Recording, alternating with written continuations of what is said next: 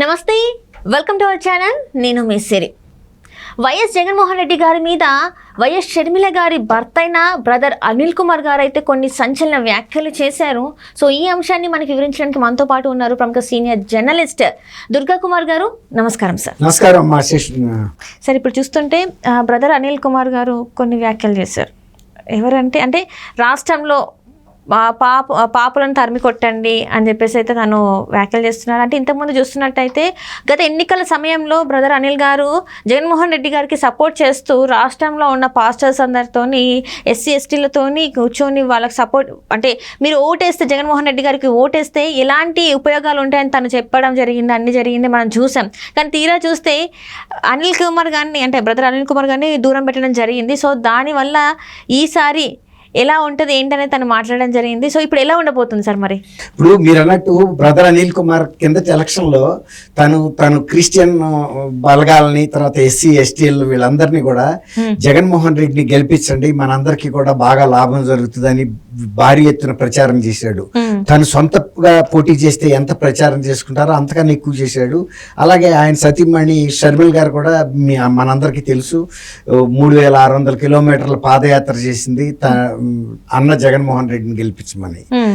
కానీ జగన్మోహన్ రెడ్డి గారు గెలిచిన తర్వాత ఈ ఇద్దరిలో భార్యాభర్తలో ఎవరిని కూడా ఆయన దగ్గరికి రానివ్వలేదు. ఈవెన్ బ్రదర్ అనిల్ కుమార్కి కానీ షర్మిల్ గారికి కానీ కనీసం ఇంటర్వ్యూ కూడా ఇవ్వలేదు.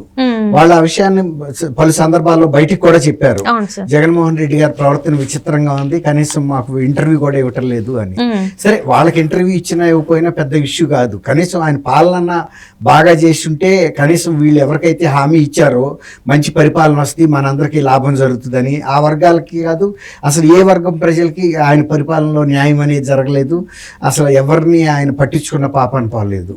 కేవలం ఆయన్ని బాగా మద్దతు ఇచ్చిన కుటుంబ సభ్యులు కూడా ఆయన అంత దూరంగా పెట్టేశాడు. ఎందుకంటే రాజకీయంగా వీళ్ళు తనకి ప్రత్యర్థులుగా ఎదుగుతారు కాబట్టి వీళ్ళని రాజకీయంగా అసలు రానివ్వకూడదనే ఉద్దేశంతో. కానీ అట్లానే ప్రజలు నాకు 151 సీట్లు ఇచ్చారు, ప్రజల కోసం నేను కష్టపడాలి, వాళ్ళ సంక్షేమం కోసం నేను పోరాటం చేయాలి, ప్రగతి సాధించాలి, రాష్ట్రంలో నేను డెవలప్మెంట్ చూపించాలన్న ప్రయత్నం కూడా ఏం జరగల. డెవలప్మెంట్ చూపించాలంటే కష్టం, కానీ కక్ష సాధింపు చేయాలన్నా, వాళ్ళ మీద దాష్టికాలు చేయాలన్నా, ప్రభుత్వ యంత్రాంగాన్ని ప్రజల మీద దాడి చేసి అనగదొక్కాలన్నా అది తేలికైన విషయం. కాబట్టి ఆయన ఆ తేలిక మార్గం ఎన్నుకున్నాడు, కానీ ప్రజలకి న్యాయం చేసే ప్రయత్నం చేయలే. ఏదైనా ఒక మంచి పని చేయాలంటే మనకి ఒక శ్రద్ధ ఉండాలి, ఒక కమిట్మెంట్ ఉండాలి, అంకిత భావం, ఇవన్నీ కావాలి. కానీ వీటికి అక్కర్లేదు. ఆయన విశ్రాంత ముఖ్యమంత్రి లాగా వ్యవహరించాడు. ఏ రోజు ఆయన నేను ఈ రాష్ట్రానికి యాక్టివ్గా ముఖ్యమంత్రిగా ఉన్నాను ప్రజల కోసం, ఆయన చిన్న 2-3 కిలోమీటర్లు వెళ్ళాలంటే కూడా హెలికాప్టర్లో ముందు ఆయనకే ప్రాణభయం ఏర్పడింది. ప్రజల్లోకి వెళ్తే ఏదో జరిగిపోతుంది, ఒక ఫోబియా లాంటిది వచ్చింది. ఆయన ఎక్కడికి వెళ్ళాలన్నా కూడా ఎందుకు 5 సంవత్సరాల నుంచి అమరావతి రాజధాని మహిళలు అక్కడ నిరాహార దీక్ష చేస్తుంటే వాళ్ళ నిరాహార దీక్ష శిబిరం ముందుగా సెక్రటేరియట్ కన్నా ఎప్పుడన్నా వెళ్ళినప్పుడు కనీసం వాళ్ళని ఆయన కూడా పలకరించలా. ఎందుకంటే ఆయన దిగితే ఏం జరుగుతుందో ఏంటో అని. తర్వాత ప్రతిదీ కూడా పరదాలు కట్టు తిరగటం ఇవన్నీ కూడా చేశాడు. తర్వాత సొంత బాబాయ్ హత్య విషయంలో కూడా ఆయన చేసిన పని కుటుంబ సభ్యులు కూడా ఎవరికి రుచించలేదు. చంపటం కాకుండా ఇప్పుడు మళ్ళీ ఎవరైతే హత్య నేరంలో నిందితుడిగా ఉన్నాడో ఆయన్ని షర్మిల గారి మీద కడపలోనే పోటీకి పెట్టాడు. ఇవి కుటుంబంలో ఒక చీలికి తీసుకొచ్చేసింది వర్టికల్ గా. ఇప్పుడు షర్మిల, సునీత, అనిల్ కుమార్ వీళ్ళందరూ ఒకటి అయిపోయారు. విజయం గారు కూడా, ఆ తర్వాత వాళ్ళ చిన్నమ్మ సౌభాగ్యం గారు ఎవరైతే వివేకానంద రెడ్డి గారి భార్య, ఆమె అటే వెళ్ళిపోయింది. వీళ్ళందరూ కూడా బాధపడుతున్నారు. ఇతను మన కుటుంబం నుంచి ముఖ్యమంత్రి అయ్యి మన కుటుంబంలో ఇంత దారుణమైన హత్య జరిగి తర్వాత ఇంత ఘోరంగా ఆయన్ని చిత్రవదలు చేసి చంపినా కూడా ఈయన పట్టించుకోవట్లేదు. పట్టించుకోకపోగా ఎవరైతే చంపారో ఆ వ్యక్తినే తీసుకొచ్చి వాళ్ళ మన కుటుంబ సభ్యురాల మీద పోటీకి నిలబెట్టాడు. ఇది ఏ విధంగా కూడా మనం క్షమించరాని విషయం. అతను ఒక ముఖ్యమంత్రిగా ఉండి ఆ బాధ్యత అయినా కనీసం నెరవేర్చలేదు అనేసి వీళ్ళందరికీ కూడా చాలా కడుపు మంటగా ఉంది, తట్టుకోలేకపోతున్నారు. అట్లానే వాళ్ళ ఆయన ముఖ్యమంత్రి కాబట్టి వాళ్ళ జనాలను కూడా భయపడొద్దని చెబుతున్నాడు. ఇతను ఒక హంతకుడిని ప్రోత్సహించే వ్యక్తి తప్ప ముఖ్యమంత్రిగా ఎవరికి ఏమి న్యాయం చేయలేదు.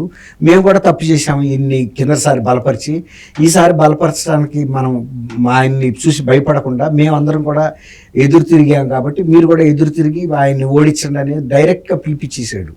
ఇంకా అందులో సందేహం ఉంది. అటు సునీత గారు చెబుతుంది, సౌభాగ్యం గారు కూడా బహిరంగ లేఖే రాసింది రాష్ట్ర ప్రజలకి. తర్వాత షర్మిల్ గారు కూడా చెబుతుంది, ఇతను ఒక అంతకుడిని ప్రోత్సహిస్తున్నాడు, దోచుకోవటం దాచుకోవటమే, ఈయనకి ప్రజల మీద శ్రద్ధ లేదు, రాజశేఖర్ రెడ్డి కొడుకు అని చెప్పుకోవటానికి కూడా మాకు సిగ్గుగా ఉంది అని అంత ఫ్రాంక్ గా చెప్పేస్తున్నారు వాస్తవాల్ని. ఇందులో భాగంగానే ఇప్పుడు వరకే ఆడబడుచులే ఈయన మీద వ్యతిరేకంగా పనిచేశారనుకున్నాం.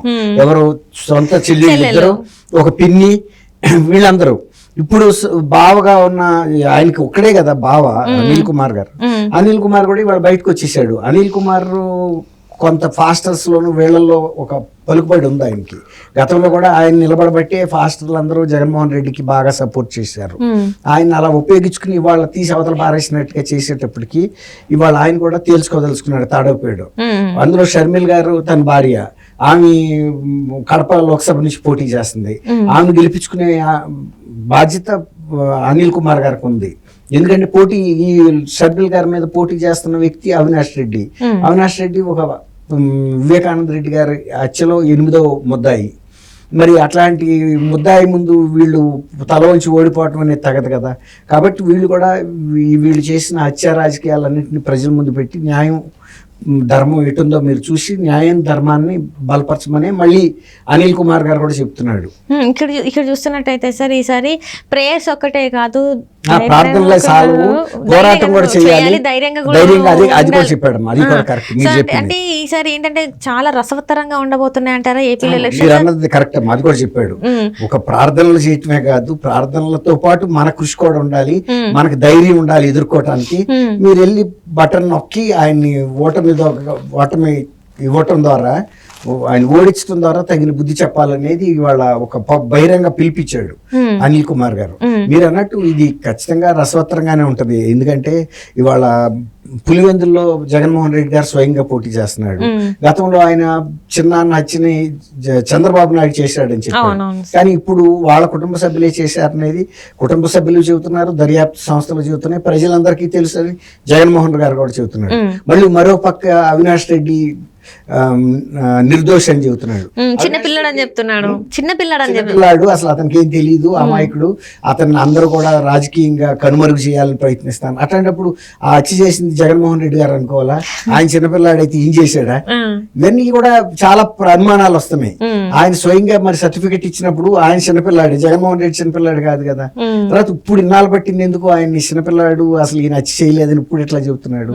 అట్లాంటి భాస్కర్ రెడ్డి కూడా చేయలేదని చెప్పాలి కదా. అసలు మరి అది ఎందుకు చెప్పట్లేదు? తర్వాత సిబిఐ ముందుకెళ్ళి ఎందుకు స్టేట్మెంట్? ఒకవేళ తెలిసి ఉంటే, హత్య ఎవరు చేశారో తెలిసి ఉంటే వాళ్ళ మీద కంప్లైంట్ చేయొచ్చు కదా. ఉన్నది కూడా మీరు ముఖ్యమంత్రి హోదాలో ఉన్నారు, మీరేం చిన్న చితక హోదాలో లేరు కదా. చాలా వాల్యూ ఉంటది. ఇప్పుడు ముఖ్యమంత్రిగా మీరు అన్నట్టు ఆయన వెళ్ళి సిబిఐ ముందు ఢిల్లీలో కనుక స్టేట్మెంట్ ఇస్తే అవినాష్ రెడ్డి నిర్దోషిగా బయటకు వచ్చే అవకాశం ఉంటుంది. భాస్కర్ రెడ్డిను ఆ అంతకులకి శిక్ష పడుతుంది ఎవరైతే అంతకులో. కాబట్టి ఆయన అది చేయాలి, కానీ ఇక్కడ వచ్చి గల్లీలో చెప్తే ఉపయోగం ఉంది. ముఖ్యం. Right right right sir, right sir, right. Thank you.